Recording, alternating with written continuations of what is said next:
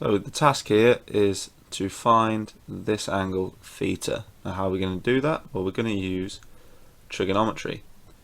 So which one do we use? Well, if we remember our little acronym, sohcahtoa, and then we look at what we have here. So the opposite and adjacent are decided based on the angle we have. So we are given the side opposite theta, so this is the opposite, this is the adjacent, and the hypotenuse is always the side opposite the right angle. So for our case, this is our triangle.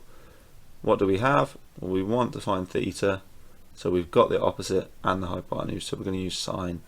So we know that sine theta is equal to 5/17, and theta is equal to sine the power of -1 of 5/17. And if you put that into your calculator, and the angle that we get is 17.1 degrees to 1 decimal place.